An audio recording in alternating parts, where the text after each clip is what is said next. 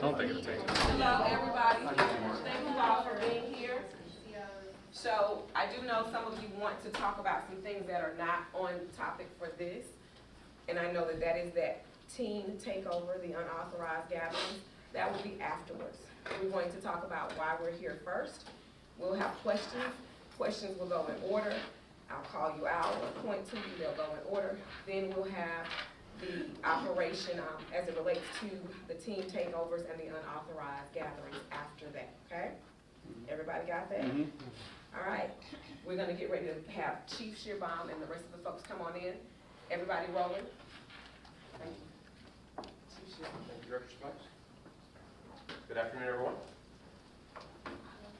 Good afternoon.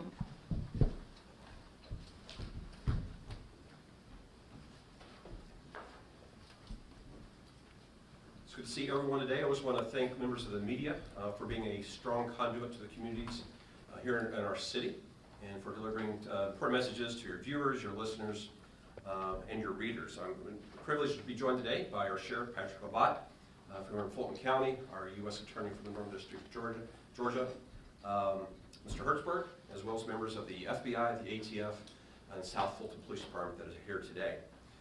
Regardless of the season or the time of the year, this department, along with its partners, are fighting crime in Atlanta, Georgia, focusing on gangs, guns, and drugs. Many of you are aware of the initiatives that we play out every year with the partners that are behind me and others, making sure that we're fighting gangs, guns, and drugs in our city.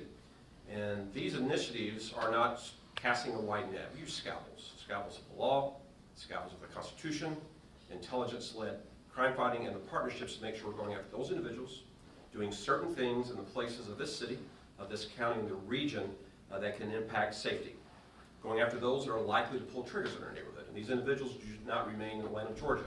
They move across boundaries that are represented by jurisdictions behind me. And there's initiatives that we play out every year with catchy names. But it's not the catchy names that we have that denote the time they're working. It's the work that's being done by the men and women in law enforcement. And those cases are being prosecuted by our prosecutor. We're removing firearms from the hands they should not be in. We're removing drugs. We're taking individuals off the street. I'm going to go through some of the numbers, looking back just at last year alone. Last year, starting with Kickstart in our spring initiative, we arrested 108 individuals. Of those, 36 were convicted felons. In Heat Wave, which is our summer months, we arrested 103 individuals, 34 of which were convicted felons. And in Deep Freeze, which played out from October to December of this last year, we arrested 77 individuals, 35 of which were convicted felons. If you add those numbers up, the collective work of the agencies that come together for these initiatives total 288 individuals that were taken off the street. 288 individuals that were engaged in activity that, if not interrupted, more than likely would acted in gun violence in our city. 61 of those individuals were documented gang members. Those individuals had 81 guns that they were possessing at the time of their arrest, making sure that we disrupted the behavior before the triggers were pulled. That's boots on the ground in this city of the collaborative law enforcement that's hard at work. That's our federal partners and our state partners that are going after gangs, guns, and drugs. I just want to point to the amount of drugs that were taken off during this detail. Drug dealing operations that are not stopped, that are not interrupted, will lead to gun violence. I can point now to the Midtown neighborhood of this city, which just 2 weeks ago had 4 individuals shot when a drug dealing operation was going on that had been undetected, that had not yet been interrupted by law enforcement. During those initiatives that I just gave you, the 3, 19.2 pounds of heroin, methamphetamine, and crack cocaine removed from the streets, otherwise would have been kept in an environment that triggers would have been pulled. This work is done by a partnership that is strong, that is focused on what is right for our citizens, and that is our U.S. Attorney's Office that prosecutes our cases, as well as our District Attorney in Fulton County. There's our Sheriff, Patrick Labatt, Peter Ellis with the FBI, Ryan Todd with the ATF. We also have Major Rogers with South Fulton County Police Department, the Georgia State Patrol, the East Point Police Department, and the men and women of the Atlanta Police Department, who from every zone across the city, our air unit, our investigators, our specialized crime units, our civilian analysts, our E911 center, and our video integration center are working to make sure that we're moving the right people off the street who have guns in their hands that are dealing drugs in this city that otherwise would lead to violence. Those cases must be prosecuted. The hard work that is done, the dangerous work is done, places individuals in courtrooms. I want to thank our the state's attorney in Fulton County for her work prosecuting these cases. And it's now my privilege to bring to the podium our U.S. Attorney, Theodore Hertzberg, to bring comments at this time. Mr. U.S. Attorney. Thank you very much, Chief. Appreciate that. Each of the federal agencies that are represented here today, ATF and FBI, as well as Homeland Security Investigations and my own office, the United States Attorney's Office for the Northern District of Georgia, has been honored to partner with the Atlanta Police Department to combat violence in our community through Operations Kickstart, Heatwave, and Deep Freeze. For the federal participants, that has meant deploying law enforcement and prosecutorial resources in real time to assist with apprehension and ensure that the worst of the worst are brought to justice in federal courtrooms. That's important because there are key differences between the state's criminal justice system and the federal criminal justice system. For example, parole has been abolished for all federal crimes, but it is available to most offenders prosecuted in state court. A federal judge can sentence a convicted felon to life imprisonment for possessing a firearm, and may be required to impose a sentence of at least 15 years in prison if the defendant is a career criminal. But the penalties under state law are more limited. That's one reason why, during last year's operation, we encountered numerous felons in possession of firearms who had already served time for doing the exact same thing and were at it again. But the involvement of federal agents and prosecutors immediately and literally on scene means that we can break that cycle and have lasting impact. For example, one of the Deep Freeze defendants, now facing federal charges, is Demetrius Benson. In 2017, 2021, and 2023, Benson was sentenced in 3 different counties, Cobb, Henry, and Fulton, for possession of a firearm by a convicted felon. Last November, on an Operation Deep Freeze night when Benson was allegedly selling drugs while carrying a loaded semi-automatic pistol, ATF responded with APD and instantly set the stage for federal prosecution. Given his criminal history, Benson will face consequences in federal court that are not available in state court. Our federal contributions are not limited to additional manpower at the time of arrest. We bring to APD's operation a data-based and evidence-driven approach to identify problem people and problem places. We work with APD to identify the armed predators who are perpetually responsible for intolerable violence and who need to be held without bail, imprisoned without the possibility of parole, excised from the community, and sent off to federal prisons on the other side of the country. To achieve those objectives, I have deployed prosecutors into the field to accompany federal agents on the streets, to assist them in the Joint Operations Center, and to lead multi-agency trainings on legal issues surrounding traffic stops, investigatory detention, search and seizure, and custodial interrogation, so that arrests can be sustained, evidence can be admitted, and prosecutions can produce appeal-proof convictions. 2 of the defendants being prosecuted federally out of Operation Heatwave, for example, were arrested on a night that I personally rode around in Zone 1 with agents. I'm particularly pleased that our partnership has led to the test firing of nearly 900 firearms that were seized by APD in 2025, and the entry of digital images of spent cartridge cases into NIBIN, the National Integrated Ballistics Information Network. NIBIN is a powerful crime-fighting tool that has cracked cases, exonerated wrongly accused individuals, and ensured that trigger pullers are held accountable.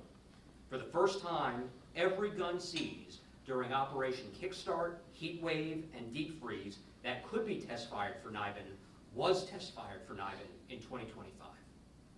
No U.S. attorney is as fortunate as I am to have Chief Shearbaum, Chief Spann, and the entire Atlanta Police Department as partners.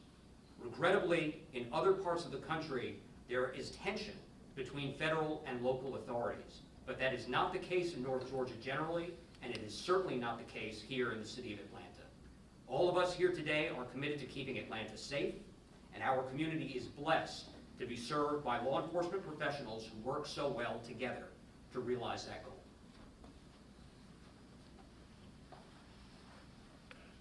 Well, I Actually, I believe the U.S. Attorney just stole my remarks. One thing that's unique, you hear our mayor talk about Atlanta being not just a great place, but a group project. And so to have a leader like Chief Sherbaum in place where we actually, believe it or not, we text or talk nearly 2 or 3 times a week. And so partnerships matter, leadership matters. And so as our U.S. Attorney just stated, there are no territorial provinces. It is one team. It is a force multiplier that allows us to be more effective. We all know that criminals don't have jurisdictional boundaries. And so to be able to pick up the phone and enjoy a partnership that allows us to be successful and efficient is what this is about. And so there are no federal, state, and local politics, as I put it, but ultimately being able to reach out to partners and build those relationships before you need it. That's what this is about. And so we're in a place that we forecast, we know things are happening. They will continue to happen. So being in a place that we ultimately can lean on each other is something that does not happen across the nation. And so with that, I want to thank Chief Sherbaum, our U.S. Attorney, the FBI, all the partners that come to make what makes Fulton County great. And certainly the women and men of the Fulton County Sheriff's Office. We stand shoulder to shoulder. We run towards danger with our Atlanta Police Department when many people run away. So again, thank you all. Thank you for your leadership. We appreciate it. Good afternoon. So I just want to reiterate the type of work that we've collaboratively done throughout these details. We were able to collect a total of 81 weapons, which you see pictured here. And then not only that, but the type of drugs that we were able to recover is a total of 9,090 grams total of various drugs. And you can see on the screen the various types. But here's where we want to call to action. We know that the city of Atlanta, along with our partners, can't do this alone. So we want to make sure we highlight the use of Crime Stoppers. We urge the community to continue to utilize our Crime Stoppers tip line, as well as sharing the footage, their camera footage, whether it's video, whether it's Ring, doorbell camera footage, Google Nest. Please make sure you're sharing your videos. And then last but not least, we urge you all to connect with Connect Atlanta. Thank you, Chief Span. So it's a new year. Many will go out and watch the lunar eclipse tonight, this morning. We're going to change our clocks on Saturday, but then the collective team that you see behind me that is represented in each heat wave, we're going to be back at work this year. And so we will continue this year, 3 initiatives being executed by local, county, regional, and federal partners, going after those that present a danger to our communities.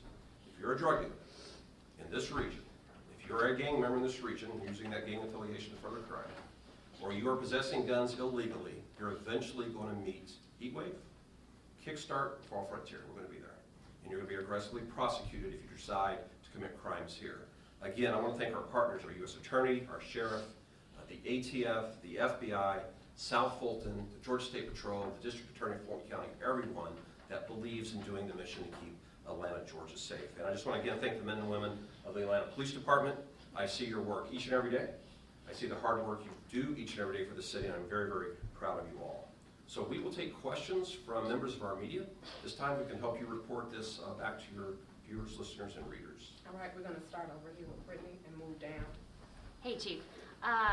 You and the sheriff both talked about this cross-collaboration and how important that is to these operations, and it's not something we see across the country. Have other agencies across the country reached out to you guys to learn more about what we're doing here in the city of Atlanta? They have, and our team regularly briefs other agencies and other law enforcement collective groups on how we share information, marshal resources, and go in the neighborhoods looking for specific individuals doing specific things. So I believe it is a model to be emulated across the country. It keeps us trusted by the community, and it also makes sure we're being good stewards of the resources that are given to us by the taxpayers. And I think it's important to note, we initiated Heat Wave in 2022, when we were going to see the highest numbers of homicides in Atlanta, Georgia in over 30 years. 171 people lost their lives that year to homicides in our city. And as we ended last year, the homicide rate in Atlanta, Georgia had dropped by 42% since that last year. This is one of those reasons. There's many reasons why we brought it down, but our collective approach to fighting violent crime is one of them. Non-fatal shootings has dropped by 24% since 2022. So it is a model that works. It is a model that can be used across the country, and we're glad that anyone that comes to us to show how we're doing it here. All right, Fox 5. Chief, could you tell us again how many of these people arrested last year were convicted felons, and is this something that you guys have seen over the years when you're tracking these different suspects? Yeah, we have a challenge in the region with recidivism. We will give you the total numbers of convicted felons. I know in Deep Freeze it was 35. In Heat Wave it was 34, and then it was 36 in Kickstart. What we really need to focus on is how many of them are recidivists that had been convicted 3 or more times of committing felonies in our state or other jurisdictions. Those are individuals that we would ask the judges, when you have that case in front of you, pay attention. This is an individual that needs the intervention of the criminal justice system and needs the attention of the judges. No low bonds, no laughable sentences, but these are individuals that present threats to our communities. And so when this team works hard to place individuals in a courtroom, we ask the judges to take note of those that are recidivists, that have been convicted multiple times, and should never ever be possessing a weapon again on any of our streets or in any of our parks. 11. When it comes to these operations, if you could kind of just describe a little bit more what it looks like on the ground. Is it, is each operation 1 week in a season? Is it a couple of weekends throughout the season? And kind of, what that time frame looks like of how long the operations go on, and sort of how you pick the areas maybe where the operations are. Is it, tip-based, crime stat-based, that type of stuff? That's a great question. I'm not going to answer it in great detail because I don't want the bad guys to see your report. All right, but I will tell you this: it's based on the needs of the city and the region at that time. What do we have occurring? What's happening in Atlanta? What does the intelligence tell us is what the cadence should be? How often should we be gathering the resources to go there? Then we look at data that tells us, based on not only reports of shots being fired, based upon individuals that are on parole, people that are wanted, where are we likely to see an area that gun violence is to occur? So we take a cadence that we know when individuals are going to be out and about, what the data tells us about a person, an activity, or a geographic place that science tells us that a gun is likely to be used, and that's where we go. And that's why you see, in effect, that the numbers reflect a safer neighborhood. We gave you individuals that we've moved out the street. What we didn't give you is the birthday parties that took place, the events that played out in that community that were not touched by gun violence. And so that is what the outcome we're looking for. The cadence, I'm going to keep that a secret because I don't want the bad guys to know. But we do use science, we use data that tells us where we should go and who we are looking for and what we want to accomplish at the end of the night. Everyone that will gather will tell you it's a very data-driven initiative. We know what the mission is when we go out that night, and we use a lot of resources to make sure we're trusted by the community when we arrive, and we're trusted by the community when we leave, because we use smart, proper law enforcement tactics. 46. Couple questions. The first is just one. We're limited on time. Just one question, please. Okay. Can you provide any comparative data? So, like, obviously, I know these seasonal operations haven't happened forever, but if there were 288 arrests in 2025, what do you think we had in 2024? Like, how influential are these seasonal operations with the cross collaboration? Yeah, so we see the drop in the crime. And we can look at periods of times when we're deployed, we have no Part 1 crimes in the city, that we can actually see periods of time playing out where there's no triggers pulled in Atlanta, Georgia. We know that in 2022, we saw our highest year of murders, and we got busy everywhere. The mayor was busy with youth events, youth hiring, making sure he was mobilizing the faith community. This was our lane to be in. No one else is going to go, no pastor, no youth organization is going to go out and shut down a drug dealing operation. That's our job.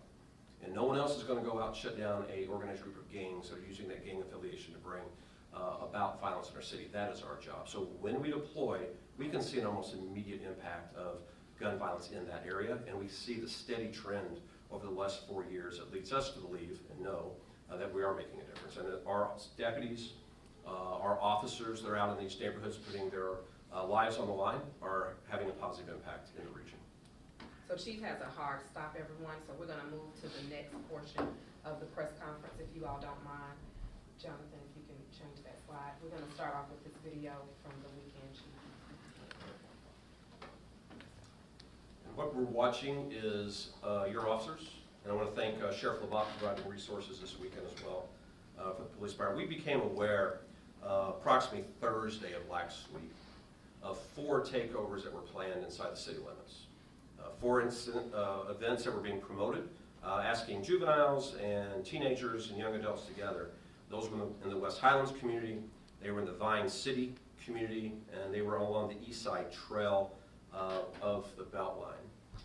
Many resources were mobilized and were deployed. I am pleased to report that we had no issues in the West Highlands community, no issues at Vine City, and on Sunday at the event that was targeted there. But this is an area that I want to talk about. Individuals did show up on the Beltline. Individuals showed up. They were acting in manners that were illegal and disruptive and impacted the safety of the community. I want to thank our crime suppression teams. I want to thank our air units, the department officers from across the department that mobilized in this area to shut this down, address the illegal activity we're seeing. 17 people were arrested. 13 of those were physical arrests, and 4 of those were copies of charges.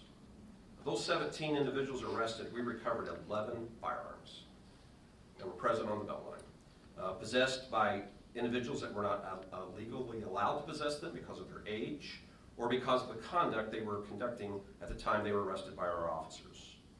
11 firearms, one of which had been modified to be fully automatic.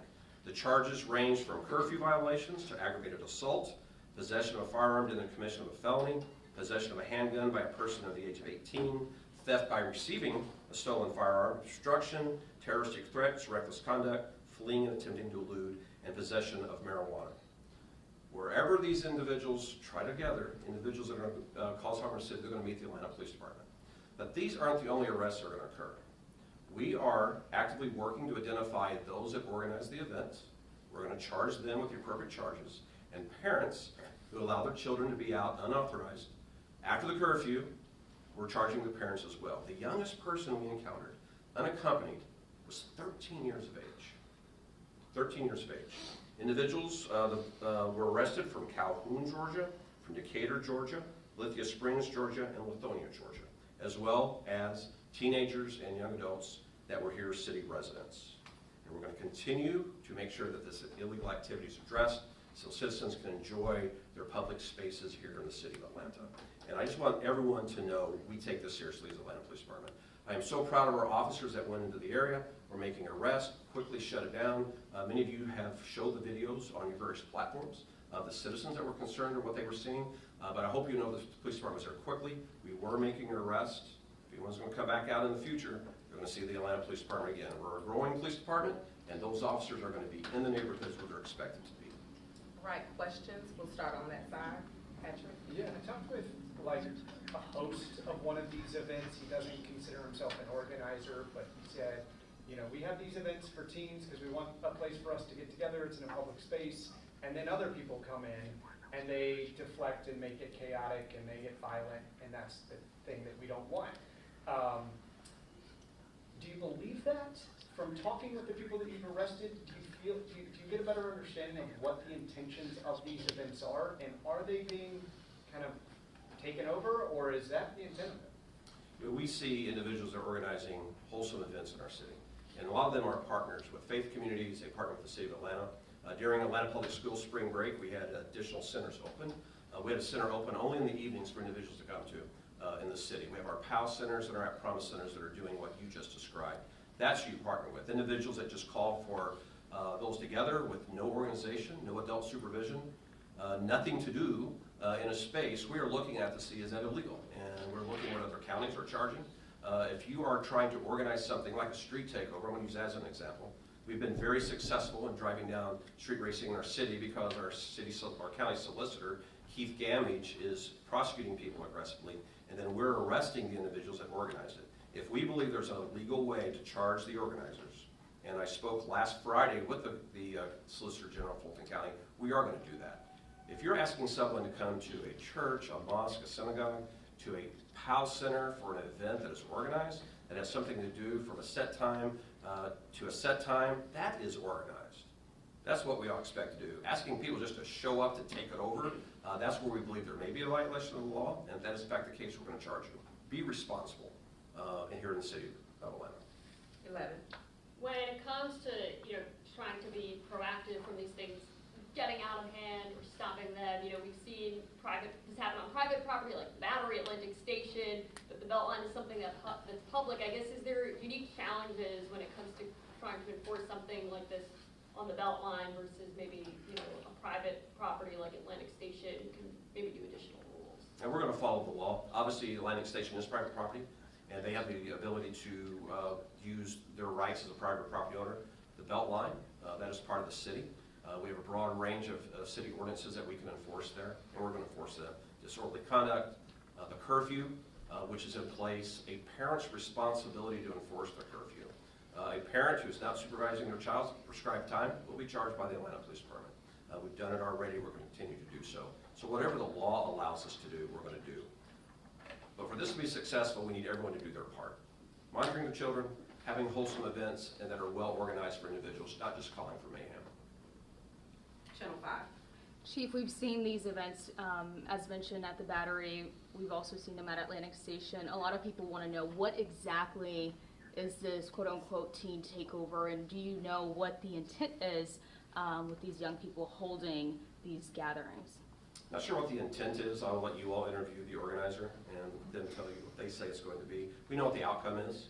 Unsupervised children that the law requires to be with an adult that are out and about. This time, we recovered 11 firearms. Right? Your viewers have already told you they heard the firearms are being discharged. Our officers heard the firearms being discharged, and we removed them out of very chaotic situations. For it to be wholesome, it needs to be organized. For it to be wholesome, it needs to be supervised, and it to be structured in a manner that people have fun. Just calling individuals to take over an area with no type of structure, that's where the police department is going to enforce the law where it's appropriate, and we are in communication with our neighboring jurisdictions. We are sharing ideas on what's been effective to repel this activity. You all see the outcome when it's not organized, and you all see the outcome when it's not supervised, and we're going to address that as a police department. Last question is coming from Channel 2. Chief, all of these takeovers are happening in very public places. Can you talk about the challenges that presents for responding officers? Our goal is to make sure Atlanta's safe, and so when we arrive, if we see criminal or unsafe conduct, we're going to address it where the law allows us to do it using the best practices. Wherever it's at, if it's unsafe or illegal, we're going to do our part to make sure it's safe. I'm here asking parents and faith leaders and civic organizations and youth organizations to also do your part. Make sure there is plenty for Atlanta's youth to do. Make sure it's fun and safe and knowledgeable. That way the police department can stop by and say hello, and we're not putting anyone in jail for not behaving right. All right, thank you, everyone. Because Chief has a tight timeline, we just FYI, we will have that presentation up on the website. It should be up, so you can use it there. If you have any other questions, just send them to apd-publicaffairs@atlantanga.gov. Thank you. Thank you, everyone. Appreciate y'all. Shawty, does that include the